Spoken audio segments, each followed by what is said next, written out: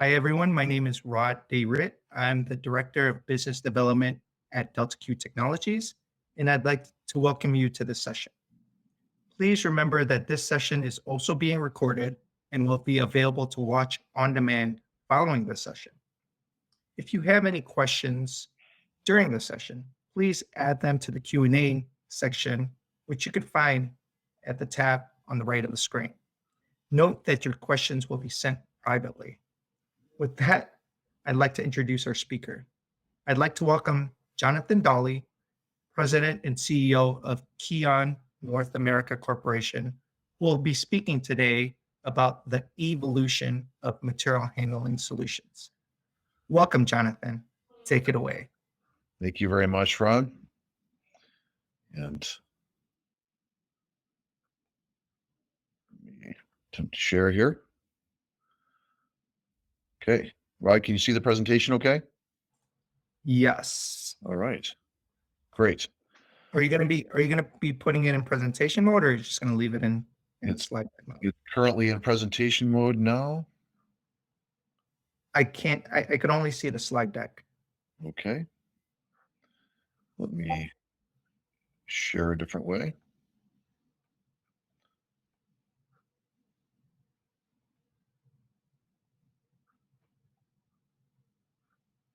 Let's share the entire screen. Full mode. Okay. How about that? Good? Perfect. Okay. Yes. All right. Well, thanks for the opportunity to present today and happy to contribute. First, I'll introduce our organization as I'll be referencing a number of our products, certainly talking about more of the industry and the market, but also talking about the products specifically that KION Group produces and delivers to the market. And specifically in North America, we run under the LINDE brand primarily. We do also sell some Stihl product in North America as well, but again, primarily LINDE. The makeup of the company is such that we have two sectors of the company. We have industrial truck solutions, which is really, call it the wheels and steel business, if you will. And you have our supply chain solutions group, which is really automation, storage, retrieval, picking solutions. And so that we have the LINDE, Stihl, and Dawley OM and Voltus side of the business, which is in the industrial truck side, and then Dematic is more of the fixed automation side of the business in supply chain solutions. Today, we'll be really talking about, again, the LINDE business and lift truck world and impact of the evolution of electric lift trucks in the marketplace. And KION globally is the #2 provider of material handling solutions. And again, on the industrial truck side, we design, build, deliver, and support lift truck products throughout the world.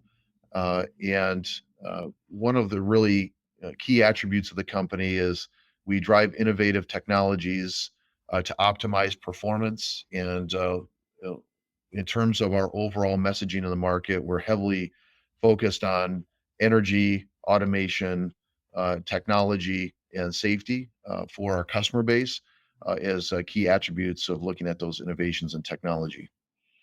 Again, as we are a global leader, being #2 globally and #1 in Europe. And we do provide LPG, diesel, and electric lift trucks. And today our focus is going to be very heavily on electric lift trucks. Our first electric lift truck was produced in 1971, and our products have made a very specific transformation to high performance, high power lift trucks, electric lift trucks that we offer in the market today. And while we're going to be talking today about electric lift trucks in total and the transition and transformation they're making, I am going to be talking particularly and showing a lot of pictures of electric counterbalance sit-down lift trucks, as we're talking about very high performance, high output, high productivity types of equipment. And I think that's particularly important as we look at motors, controllers, is being relevant to ZAPI and Delta Q capabilities as you're attending this in this audience today.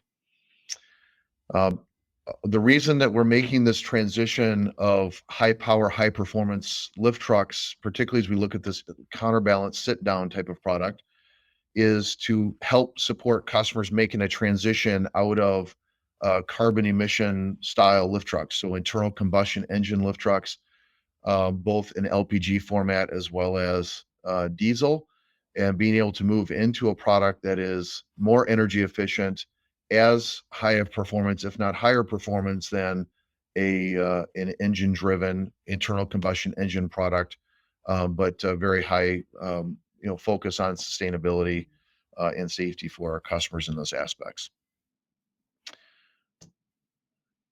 In terms of what we offer to the market in our electric range of products, typically when you look at a warehousing operation, you're going to be very heavily focused on, of course, on the indoor side of things, very heavily focused on electric product. So if you're in a warehousing operation, you would be looking at reach trucks, order pickers, end riders, center riders, and then class one sit down electric rider product as well. However, operations certainly have indoor outdoor applications. And when you take a look at customers being able to make a transition from using product that is that a combustion engine driven product, um, that has to drive indoor outdoor, you can now make a transition to a product that is as high of performance as an engine driven product, but now in fully electric capability to match up with the rest of the electric product that's available on the warehousing floor or on the shop floor. So you can have a 100% electric fleet. And again, we do cover, in terms of the application of a customer's operation, we cover every application needed within that customer's facility. On the Dematic side of our business, just as a side note, as you look at this image here, you can see conveyance, storage, picking solutions, etc. We also similarly cover those operations through that side of the business, but today we're focused really on the lift truck specific component and on the electric element specifically. When you think about electric lift trucks, they're a pretty unique breed, and what we wanted to do is just compare here to what that means in our daily lives when we're driving a vehicle. And a typical individual may drive a half an hour to an hour a day, and that's equivalent to about 300 hours a year, um, and then that's equivalent to roughly 15,000 miles in car terms. Transition that over to lift truck world, that's running 6 to 8 hours per day, equivalent to 2,000 hours per year. That same mileage equivalency is 100,000 miles. It's important to note that we have, of course, operations that are running 2-shift or 3-shift operations. So when you think about the duty cycle and the type of demand that goes into a lift truck on a day-to-day basis, this is the type of life cycle that the equipment is living in. So technical capabilities, axles, electronics, etc., need to be able to take a pounding. The powertrain needs to be able to take a pounding day in and day out, given this type of duty cycle. The market overall, when we think about the transition towards electric lift trucks, has been making a shift for quite some time. We use some kind of older information here, if you will, showing this transition of 2012 to 2018. But certainly in just even in recent years, given COVID, the transition towards warehousing and e-commerce is driving the adoption of lift trucks and the scale of electric lift trucks in the North American market dramatically. I think we all know, manufacturing is becoming less of a driver of the economy. Services, warehousing is becoming more of a driver of the market, and it's becoming a driver of the material handling market as well from a product perspective. And with that transition, we're seeing significant more adoption. And we'll talk a little bit here about the transition as well from lead acid batteries, which would have typically been driving these products, towards lithium ion batteries, certainly hydrogen fuel cells as well. But I would say a more predominant focus going into the future on lithium ion power systems driving these trucks. The additional trend here, why are people going towards electric driven trucks, but also different power sources for electric driven trucks? There is a push overall in our economy towards the electric vehicle market to e-mobility. And that is also influencing the overall shift even in the lift truck market. Companies with the sustainability pushes and net carbon zero focuses for the businesses are making a transition in their expectations and the capabilities that they're deploying within their operations, equipment and technology. And so that is making a movement away from IC engine driven product to battery driven product. In addition, we are looking at different types of energy as well, and moving as technology advances, being able to make the move even away from lead acid towards lithium ion is an opportunity to drive higher levels of performance, more energy efficiency in the product capability.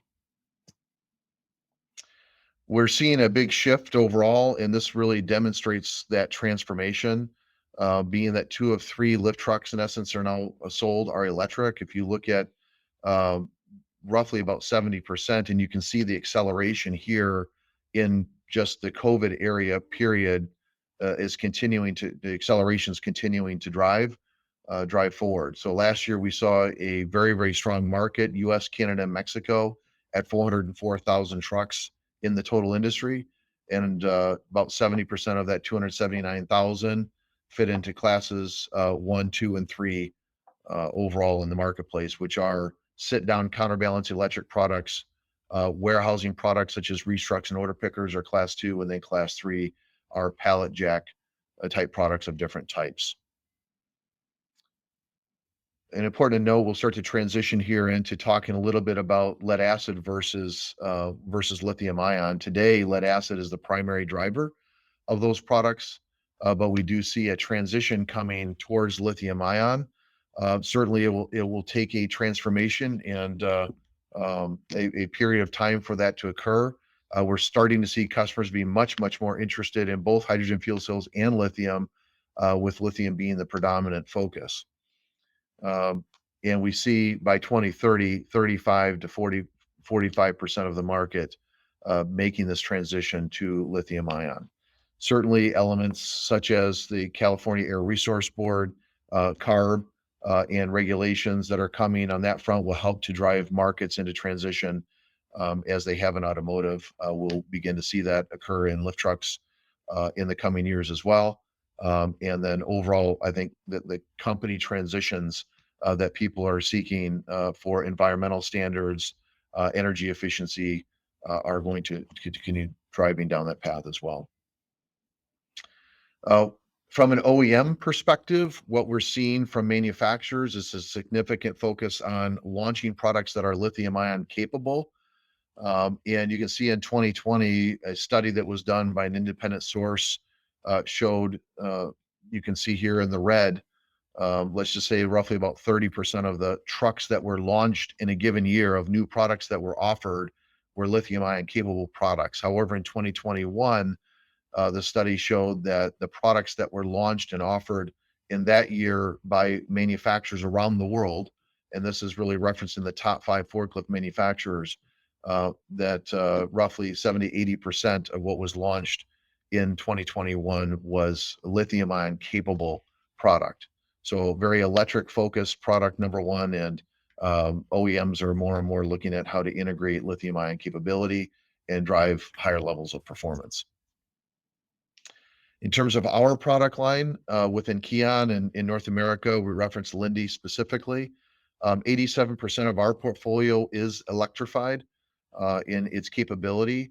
And in just transitioning now into talking about specifically our electric counterbalance products, we have a very heavy focus, and we've just launched this new product, which we're calling the X Truck. We have 2 versions, and I'll reference those 2 versions here in a minute. But our X truck is really our intended focus there is a 100% replacement of a engine-driven product where the operator sacrifices nothing to be able to make that transition. In fact, picks up much in terms of ergonomics and performance and energy efficiency by making that transition. In addition, we're not just looking at providing product to customers, we're also providing services and capabilities that help the customer make that energy transition, to help them map out energy consumption, understand when to charge at the most efficient times, and what products deliver the most energy efficiency and cost savings into their business through the right energy solutions, whether they be charging solutions, power products, or simply when would be the right time to operate those products and or charge in their facility at during the right times of the day. Why our products overall? We have some design pillars or engineering pillars that we design towards, and when we look at that on our product, energy efficiency is one of the stalwart pillars that we in brand spikes, if you will, that we drive on everything that we design, build, and produce. On the left-hand side, what we're showing here is the fact that we actually build our own axles. We have a very unique design to those axles where the controllers are mounted directly to the axle. This is different from our competition. That enables us to have a direct connection to the energy source of the truck and eliminate power or significantly reduce energy porosity in the transition from the energy source to the axle to drive the truck. Our competition uses rear-mounted controllers for the most part, and with that, there's a significant amount of heat buildup, cooling requirements, and energy porosity loss, transitioning that power from the battery to the rear controllers and back to the front of the truck to drive the axle. With that, we're able to see roughly about a 30% energy improvement over our competition, and I'll demonstrate that here on the next slide. Specifically talking about the difference between a engine-driven product in competitor 1, 2, 3, and a fully electric-driven product in our new X truck, which is the one at the top, which is a 90-volt lithium-ion driven truck, versus our E truck, which is an 80-volt truck, which can be driven by either lead acid or lithium-ion. In either of those cases, and what we're actually comparing here is the E truck, not even the performance of the X truck, which was far above the competition, but even the E truck at the, in essence, still enhanced but lower level performance, is 52% better at moving product in the duty cycle than the competition. So when you look at that product versus the lower competitor on the screen, 52% different. And that is in a standard test cycle, the number of loads able to move in the same 8-hour period on the same amount of energy. Then when we go over to the economic efficiency side and you look at all of the elements of the cost of labor, the energy consumption, and the services required to maintain that truck, we are 49% more efficient at moving product from a cost basis than our competition.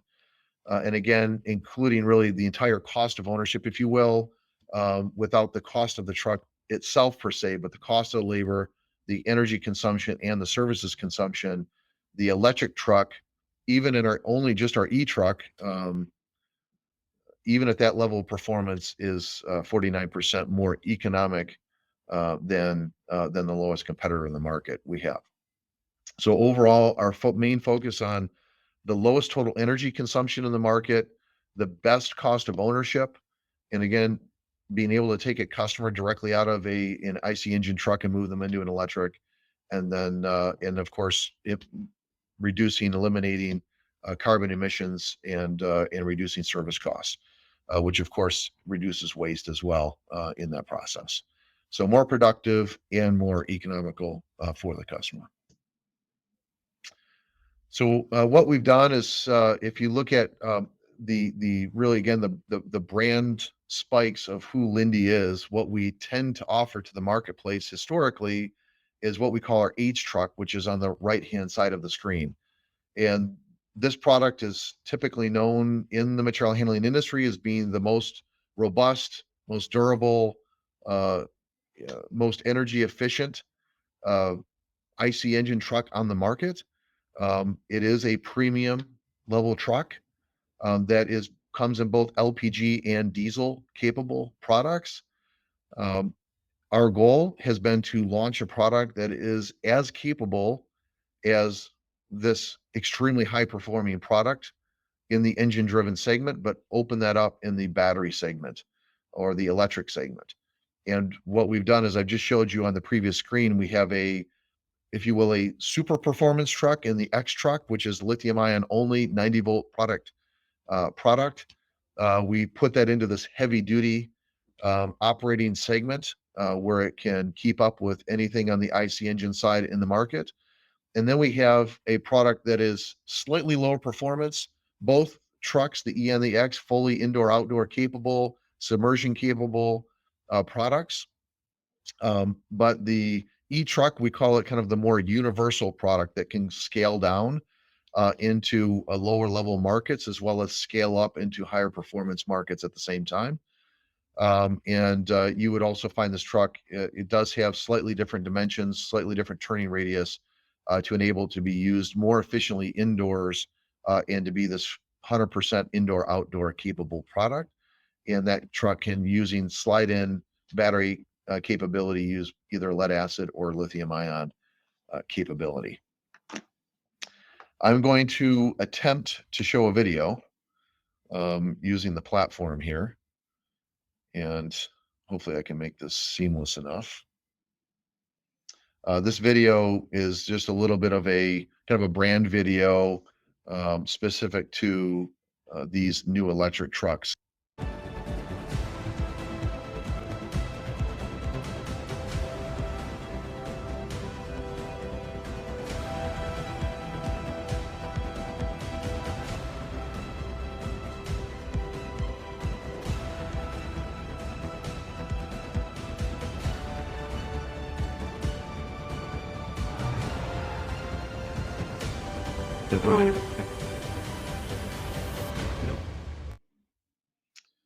All right, just a short little teaser there.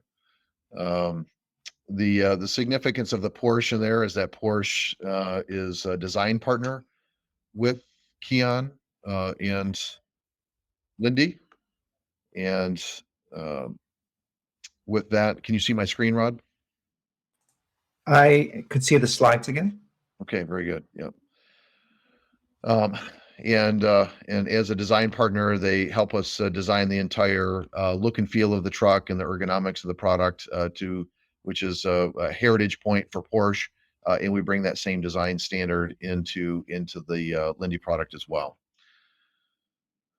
But what you saw there is basically you have a truck that is the same operating performance as a IC engine truck available now in the marketplace. Just a little bit about KION and KION North America specifically. Real quick, Jonathan, you're back on the actual slides, not on presentation. There you go. Okay.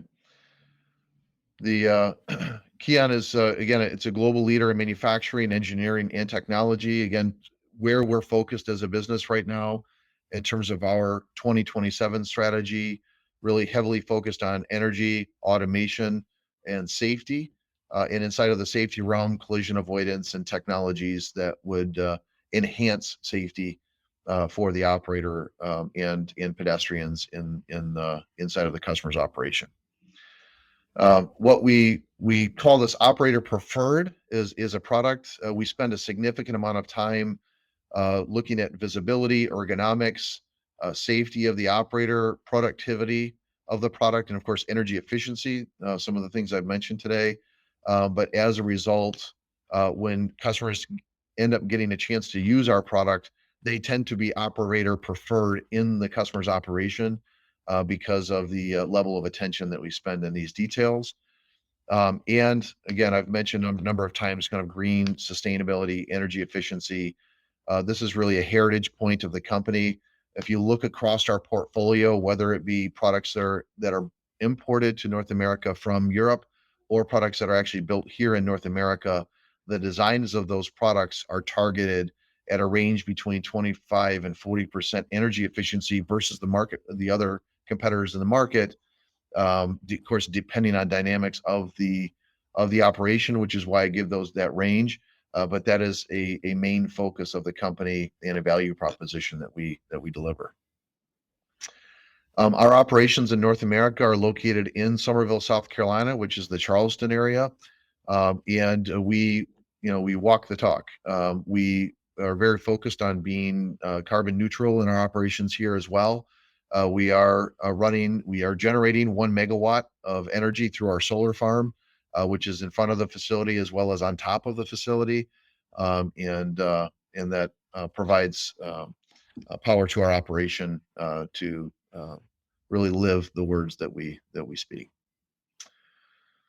So I think may have run through that a bit quick and done a little bit early, I guess, Rod, but that's the material I had for today, and I'm happy to. I guess we have plenty of time for questions. Yeah, it was a very impressive presentation. I definitely was impressed with the video. That's the first time I've actually seen it, but it doesn't look like there are any questions in queue right now. If any of the attendees have any questions, definitely pose your questions in the tab to the top right where it says Q&A.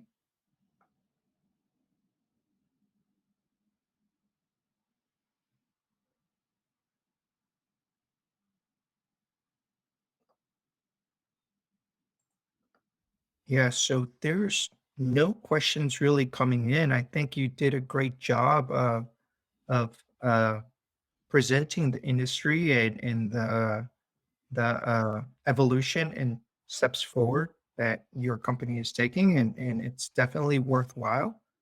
We'll wait a couple more minutes, see if any questions come in, but at this moment, there's not really any questions in queue. Okay. Oh, here we go, a couple.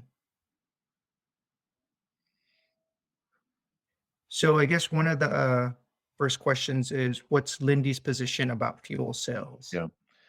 The first thing is that we integrate fuel cells, and I'll stop sharing here. We integrate fuel cells into our product. We do view hydrogen fuel cells as a very valid option. In fact, what we find is in some very stressful applications and the necessary charge times that hydrogen fuel cells can actually be a better solution than lithium-ion batteries. Certainly, lithium-ion is easier to deploy. Again, customers, 70% of the market is already electric product, and they're used to using lead-acid batteries. The ability to make the maturity step into lithium-ion is an easy one. Moving to hydrogen fuel cells can be more complex and introduce fueling stations, storage, etc. However, there are applications that actually perform better with a hydrogen fuel cell, and mostly related to charge times is the major driver of that.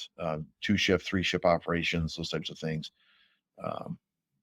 I would guess that's our answer, is that we partner with hydrogen fuel cell companies. We integrate those into our product.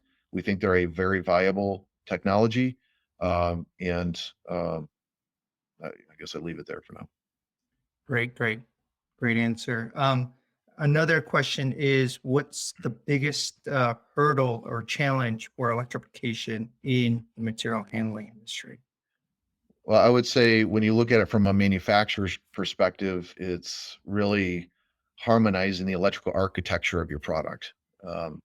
We need to, whether it be automation, whether it be energy integration, there are we need to continue maturing our product lines, which, in some cases could be out in the marketplace for, 15, 20 years, I guess, depending on the manufacturer, under a common, under a historic architecture. And we've got to make that transition to enable kind of ubiquitous capability for the customer base to get the value and the energy savings out of the products that are hitting the market now on the energy side. When it, and again, that leaks over even into the area of automation, where we have to harmonize our architectures across all of our lines to enable the customer to get one common experience across all platforms. I guess the other side of it is looking at from a customer perspective. I guess I'll mention one more thing from a manufacturer perspective, and that is that there are many different players in the energy space, and the ability to qualify all of those different products that a customer may want access to, certainly presents a unique dynamic.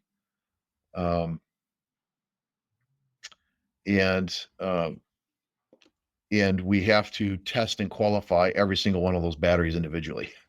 And so that can slow things down, create a significant amount of cost, and interesting dynamics on that front.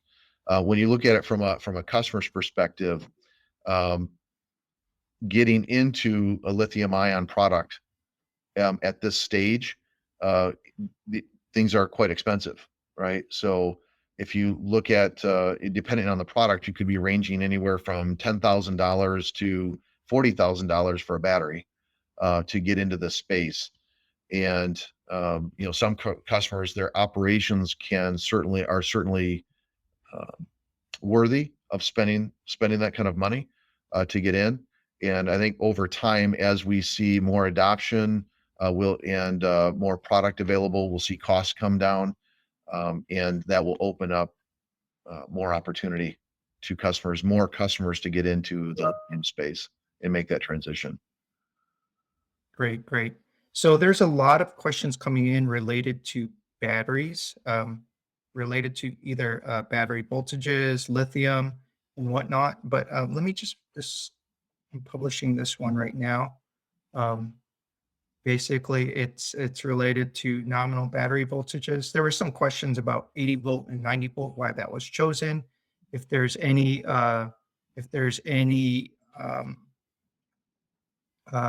thoughts of going to higher voltage, like 350 volt, 400 volt. Maybe you could just expand on LINDE's position. Yeah. Really, I mean, going to higher voltages, obviously the product becomes more and more efficient Right. with the higher voltage. So I would say yes, in general. I think, many manufacturers are looking at moving to, and there are even some product available, I think, that are up into trending towards that 400 volt range. Mhm. And so I think that will be coming. The ability to push power into those products in a safe manner, and enable operations to make a transition to high voltage, is I think a step in maturity. Through our automation business, we have systems that enable trucks to be able to roll into a charging center and to charge without a human in contact with that vehicle. Mhm. So I think as we go higher voltage, we'll be looking to deploy those types of capabilities to ensure safety. Got it.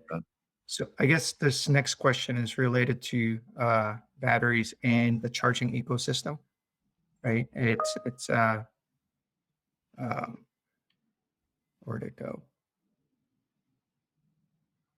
It's just related to now that you're electrifying, how does that affect the charging ecosystem? Uh, and I mean, we're noticing it on some of the products that we're working on together, right? With Delta Q and KION LINDE. So maybe you could expand and elaborate on that. Yeah, if we're talking about the customer's charging infrastructure, Correct. yeah, I think what we're finding is, as customers are making this transition and they have there's multiple types of products in a given customer base. So you could have everything from a 24 volt to a 90 volt truck running in a single operation. So the charging customers either need to have bespoke charging setups and set up their operation that way, or you need to have multi-voltage chargers deployed at the customer site to handle a wide variety of product. And so I think that's what we're really looking at now, is partnering to deploy multi-voltage charging capability to limit the customer's needs to have a whole wide array of dedicated charging solutions in place. We do offer that today. Of course, we're all going through a maturity curve. And so today we do offer to the customer, single voltage chargers that are paired up with our trucks.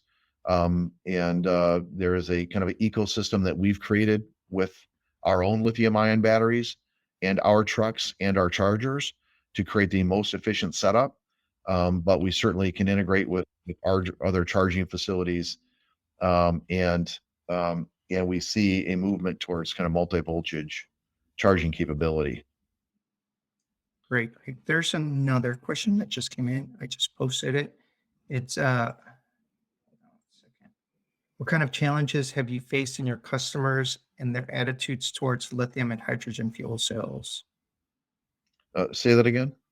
Have there been any challenges in this transition to electrification, whether it be lithium, lead, or hydrogen fuel cell?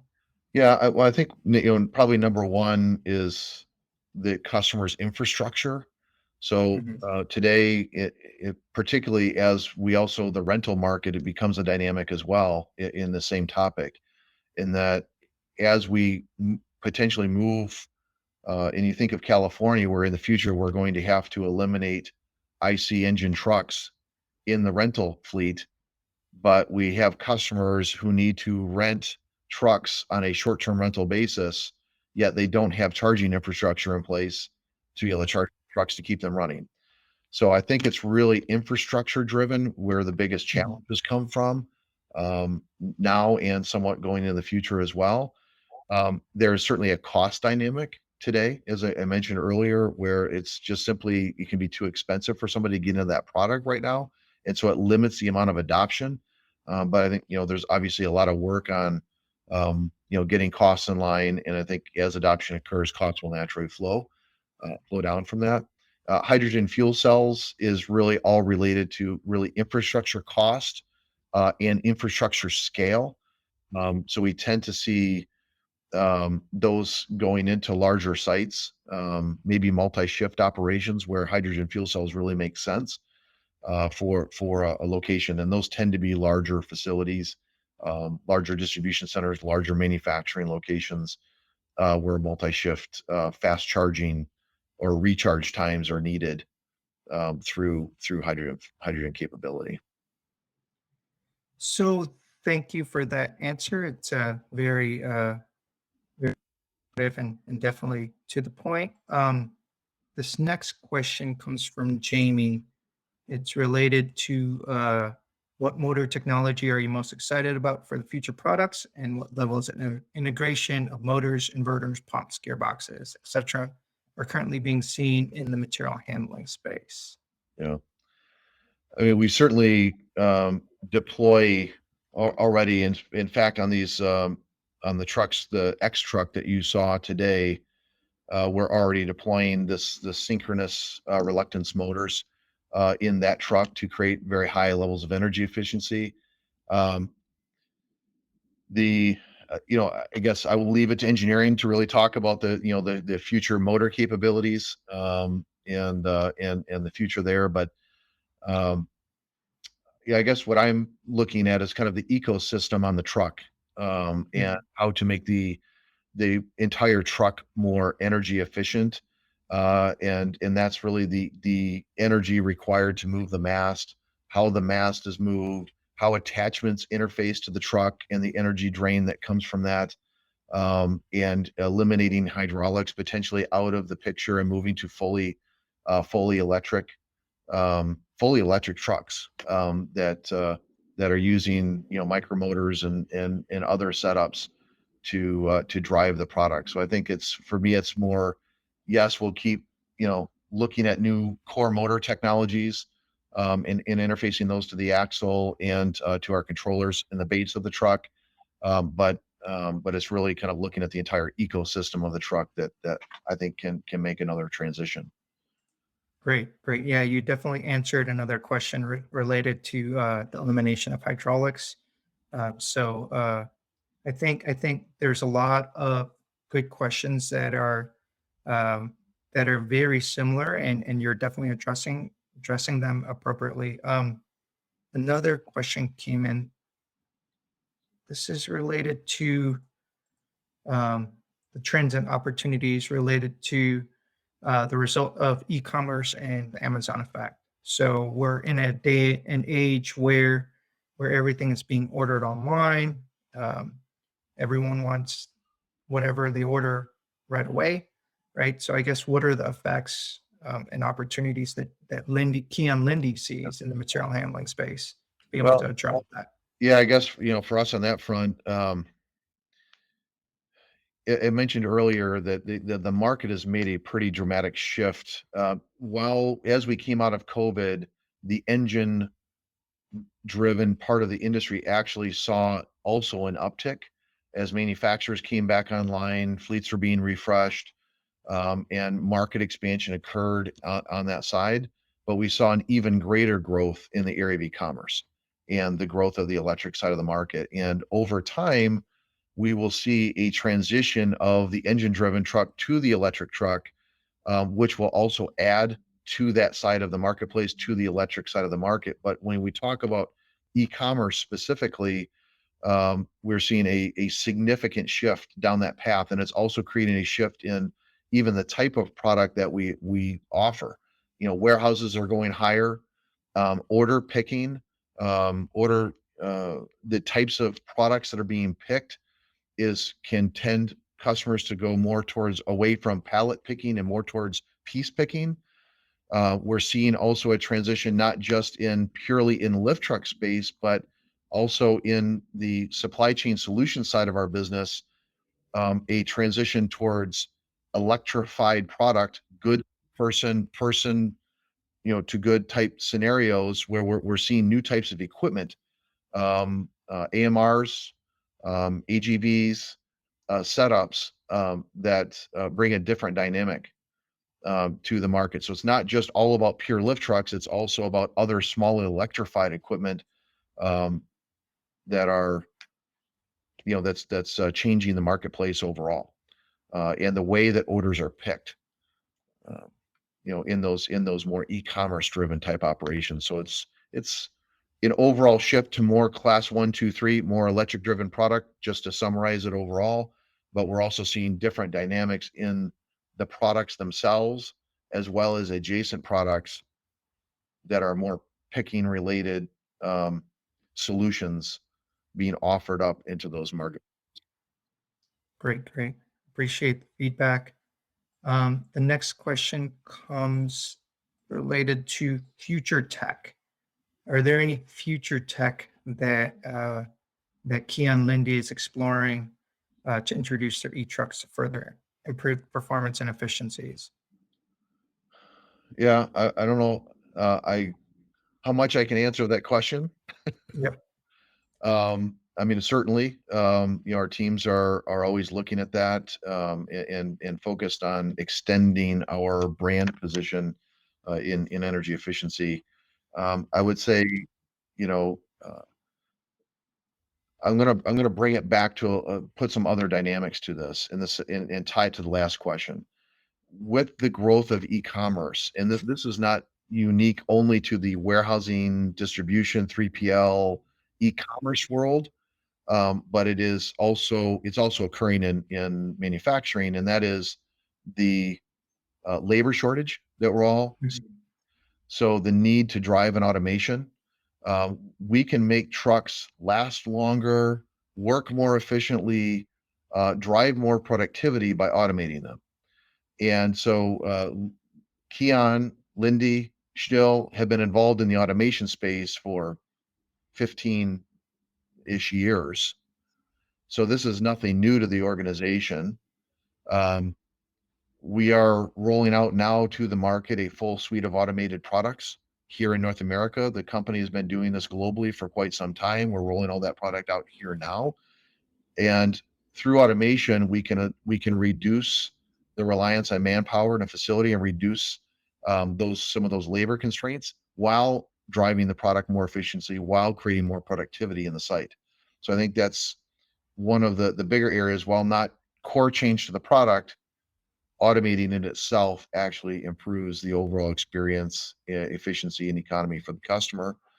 And with that, I'll tie back again to the last question as well, is collision avoidance, where we see a dynamic here of high amounts of turnover in operations, the need to keep up on training of individuals constantly, and you have lots of new people coming into your operation, potentially even daily, with the amount of turnover that people have seen. And I talked to one customer recently who has 52% turnover in a manufacturing operation in the Midwest, and with those dynamics, you have people who, yes, you're doing your core training activities, but you can still run into situations where people are in places you did not expect them to be. Inventories are at a different level than they've ever been, due to supply chain dynamics. And so it may cause a lift truck to run out of an area where it would normally not be working because there's inventory there. There's and to keep people safe now is critical. And collision avoidance technology can help us do that. And so we're using, I guess I won't go into the details of how that's designed, but deploying that on product can, be one of those elements to improve safety as well in the environment. So it's really, I think automation and safety are really at the top of the list in engaging in these markets. Great. Technology. Thank you. Thanks for those insights. It's definitely something that's worthwhile and looking forward to seeing in the future. With sustainability and worrying about recyclability of product. I know you had mentioned lithium transition to most of your products. Edward had asked about the recycling and the impacts of moving to all lithium, right? There's high environmental impacts with that. Maybe you could elaborate a little bit on his question. Yeah. I guess I won't probably drill too much into exactly how, recycling occurs, but we do Mhm. use, and now most companies are using third-party recyclers for both for lead acid as well as for lithium to drive that and to drive it in an economically friendly way.